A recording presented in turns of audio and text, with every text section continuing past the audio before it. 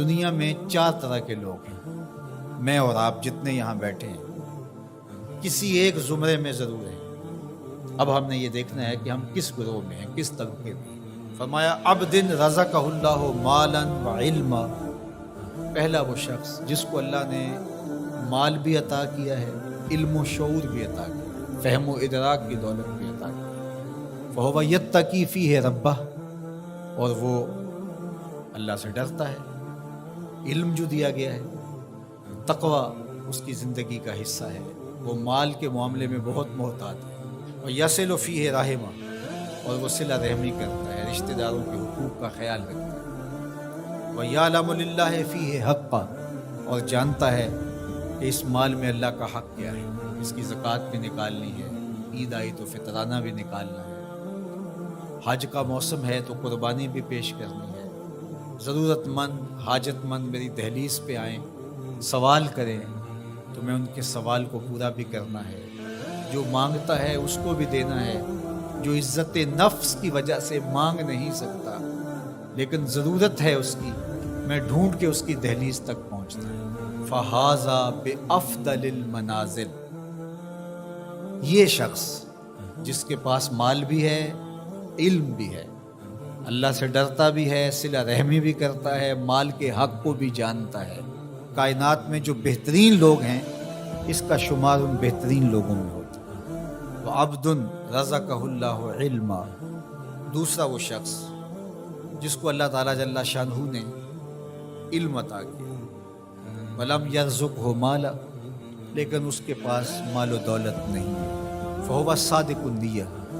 لیکن بڑا سچی نیت کا شخص ہے، یقول، وہ کہتا ہے، لو ان لی مالا لعملت بعمل فلان، اگر میرے پاس مال ہوتا تو جس طرح فلاں شخص نے اچھے کام کیے ہیں میں بھی یہ کام کروں، میرے پاس مال ہوتا تو میں بھی مسجد تعمیر کروا دیتا، میرے پاس مال ہوتا تو میں مرکز مصطفیٰ کے لیے اپنی خدمات پیش کر دیتا، تجوریاں کھول دیتا، جو کام سالوں میں ہونا ہے مہینوں میں ہوتا، اور وہ سچی نیت سے اگر ہوتا تو کرتا بھی۔ کچھ لوگ ہوتے ہیں کہ نیت کرتے ہیں، جب آ جاتا ہے تو پھر کسک جاتے ہیں، یہ کھوٹی نیت والے ہوتے ہیں، جب مال آتا ہے تو کہتے ہیں نہیں اس مال سے اور مال بنائیں گے پھر مال دیں گے، کچھ لوگ یہ سوچتے ہیں، بعد میں تھوڑے سے پیسے آئے وہ کہتے ہیں بس اس سے اور کاروبار کریں گے پھر اور پیسے، ہم ایک بار اشارہ کرتے ہیں اور وہ ساری زندگی کر نہیں پاتے،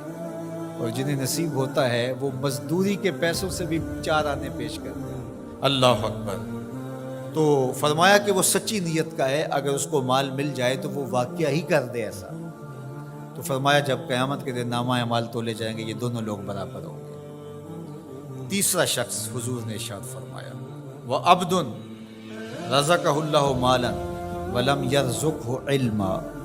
تیسرا وہ شخص جس کے پاس مال بہت سارا ہے لیکن علم و شعور نہیں ہے، جہالت کی وجہ سے، علم نہ ہونے کی وجہ سے مال کو صحیح جگہ پہ خرچ نہیں کرتا،